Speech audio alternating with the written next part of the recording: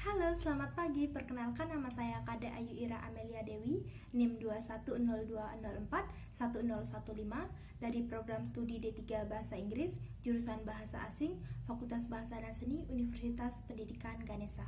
Pada kesempatan kali ini, saya akan membahas soal-soal UAS agama Hindu beserta dengan jawabannya. So, langsung saja kita ke pertanyaan yang pertama.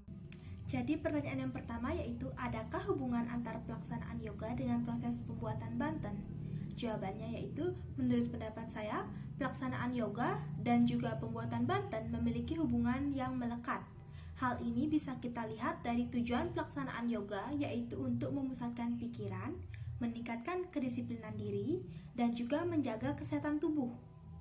Jika kita melaksanakan yoga, semua tujuan itu terpenuhi, maka dalam pembuatan banten kita akan lebih fokus dan juga lebih teliti sehingga banten yang dibuat dapat sempurna tanpa kekurangan apapun.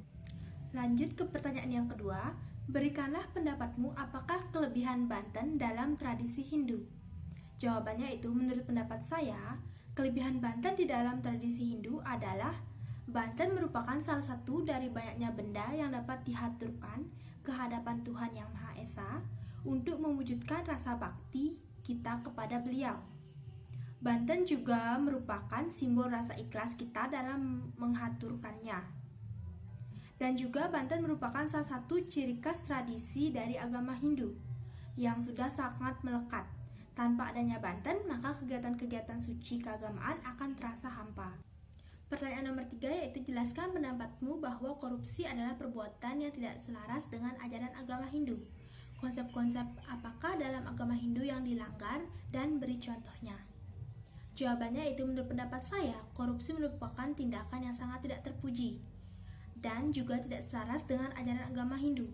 Orang-orang yang melakukan korupsi akan mendapatkan dosa besar nantinya. Tindakan korupsi dalam Pancema disebut memaling. Pancema adalah 5 perbuatan manusia yang melenceng dari ajaran Dharma. Beberapa konsep ajaran agama Hindu yang dilanggar jika melakukan tindakan korupsi adalah, yang pertama itu konsep Trikaya Parisuddha, yang dimana dalam konsep ini terdapat manajika yang berarti berpikir yang benar, wacika yang berarti berbicara yang benar, dan kayika yang berarti berbuat yang benar.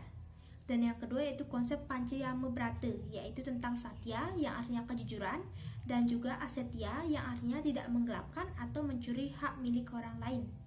Salah satu contoh dari tindakan korupsi adalah korupsi dana bantuan sosial pandemi COVID-19. Lanjut ke pertanyaan nomor 4, yaitu ketika Anda mengunjungi panti asuhan, nilai-nilai agama Hindu apa yang bisa kita pelajari dan terapkan, dan beri contohnya. Jawabannya itu, nilai-nilai agama Hindu yang dapat kita pelajari dan terapkan ketika mengunjungi panti asuhan adalah konsep ajaran Tripararta. Tripararta merupakan 3 sikap atau perilaku yang mulia, yang mampu memuliakan hidup orang lain ataupun memuliakan diri sendiri. Bagian-bagiannya yaitu asih yang artinya kita saling menyayangi satu sama lain. Contohnya mengajak anak-anak di panti asuhan itu bermain bersama. Yang kedua yaitu punya yang artinya kita saling tolong-menolong dengan sesama kita. Contohnya kita memberikan sedikit bantuan atau sumbangan untuk anak-anak di panti asuhan tersebut. Yang ketiga yaitu bakti yang artinya kita selalu ingat kepada Tuhan Yang Maha Esa. Contohnya yaitu kita mengajak anak-anak di panti asuhan itu untuk sembahyang bersama. Selain itu, dengan mengunjungi panti asuhan, kita juga sudah mengamalkan konsep dalam agama Hindu yaitu Trihita Karana, bagian pawongan yang artinya hubungan yang harmonis dengan sesama manusia.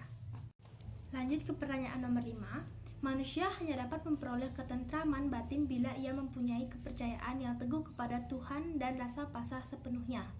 Hanya orang-orang semacam itulah mendapat penghargaan yang tinggi di dunia. Apakah ada hubungannya kepasrahan dengan sifat korupsi pada manusia? Jelaskan jawabanmu dan beri contoh. Jawabannya itu, menurut pendapat saya, orang yang melakukan tindakan korupsi dan kepasrahan sangat tidak memiliki hubungan. Ini karena orang yang melakukan korupsi adalah orang yang memiliki sifat serakah dan juga egois karena mengambil hak milik orang lain agar dapat memperkaya diri sendiri. Maka dari itu, orang yang melakukan tindakan korupsi akan mendapatkan dosa besar dari Tuhan. Contohnya yaitu para pejabat negara yang melakukan tindakan korupsi akan ditindaklanjuti oleh KPK sesuai dengan hukum yang berlaku di Indonesia. Lanjut ke pertanyaan nomor 6. Dalam konteks pemujaan, manusia hanya akan dapat menyadari kebenaran bila ia memupuk keselarasan dalam pikiran, perkataan, dan juga perbuatan. Kurangnya keselarasan di antara ketiga hal ini sama saja dengan dusta. Orang semacam itu tidak dapat mencapai kesempurnaan. Hubungkan pernyataan itu dengan yoga dan pranayama yang Anda temukan dalam pengkajian Yoga Center selama ini. Jawaban yaitu menurut pendapat saya, hubungan yoga dengan pranayama yang ditemukan dalam pengkajian Center Yoga selama ini adalah dalam konteks pemujaan manusia hanya akan dapat menyadari kebenaran bila dia memupuk keselarasan dalam pikiran, perkataan, dan juga perbuatan. Melalui pelaksanaan yoga dan pranayama yang baik dan benar, jika seseorang ingin membuktikan bisa datang ke Yoga Center. Yoga Center adalah tempat untuk belajar yoga, jadi Yoga Center merupakan tempat yang tepat untuk belajar yoga. Kita lanjutkan ke pertanyaan nomor 7. Dalam bab tentang bakti, dalam kitab Bhagavad Gita dikatakan bahwa waktu adalah unsur yang paling penting dalam hidupmu. Krishna mengajarkan dalam Gita bahwa walaupun engkau tidak begitu berhasil melaksanakan ketidakterikatan kepada benda-benda duniawi, jika engkau melaksanakan semua pekerjaan dan kewajibanmu serta sembahyang, mempersembahkan segala yang engkau kerjakan kepada Tuhan, maka hidupmu akan diberkatinya. Apakah makna ungkapan Bhagavad Gita yang dimaksud? Jawabannya yaitu makna ungkapan Bhagavad Gita yang dimaksud yaitu apabila seseorang telah selesai melakukan suatu pekerjaan ataupun kewajibannya dengan baik dan benar, walaupun tidak mendapatkan barang impiannya, tetapi dia mampu memanfaatkan waktu dan menjalankan hidup sesuai dengan ajaran Dharma, maka sepanjang hidupnya akan senantiasa diberikan kedamaian dan juga kebahagiaan oleh Tuhan. Pertanyaan nomor 8 yaitu ngaben. Banyak orang menyebutnya bahwa upacara itu sangat boros. Bagaimanakah menurut Anda ngaben itu? Apakah perlu dilakukan?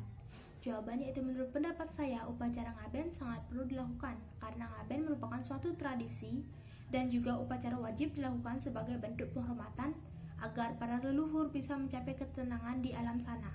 Ngaben juga termasuk ke dalam pancayatnya yaitu fitriyatnya. Jadi walaupun ngaben itu boros, tapi itu merupakan wujud bakti kita kepada leluhur dan juga melaksanakan yatnya. Lanjut ke pertanyaan nomor 9.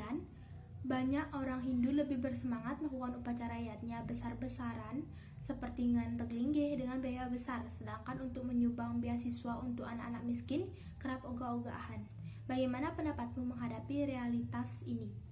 Jawaban pendapat saya mengenai hal tersebut adalah jika seseorang melakukan suatu yatnya, itu adalah hal yang sangat bagus. Namun tidak diharuskan juga melakukan yatnya secara besar-besaran, karena sesuatu yang berlebihan akan memberikan dampak yang kurang baik. Seharusnya kita sebagai umat manusia hendaknya menyisihkan sebagian rezeki kita untuk membantu sesama, karena membantu orang yang membutuhkan juga termasuk ke dalam melaksanakan yatnya. Lanjut ke pertanyaan yang terakhir yaitu pertanyaan nomor 10. Yantra Yogeswarah, Krishna Yantra Parto Danurdarah, Tatra Sir Wijayo, Butir Dhruva, Mitir Matir Mama. Artinya di mana ada Krishna, penguasa yoga, dan Arjuna yang bersenjatakan busur perkasa, di sana ada kesejahteraan, kejayaan, kemuliaan, dan moral yang langgeng. Bhagavad Gita 18.278. Berikan contoh untuk pelaksanakan dalam kehidupan sehari-hari. Jawaban saya itu contoh pelaksanaan Bhagavad Gita 18.278, yaitu kita sebagai umat manusia harus senantiasa melakukan perbuatan yang sesuai dengan ajaran Dharma. Karena Krishna di dalam diri manusia diibaratkan sebagai pikiran dan Arjuna sebagai tubuh. Jika kita sudah memiliki pikiran yang baik, maka secara sadar pasti kita akan melakukan perbuatan yang baik juga, seperti membantu orang yang sedang dalam kesusahan, membuang sampah pada tempatnya, dan senantiasa hidup rukun antar sesama makhluk ciptaan Tuhan. Baik, itulah jawaban-jawaban dari pertanyaan-pertanyaan soal UAS Agama Hindu. Terima kasih sudah menonton.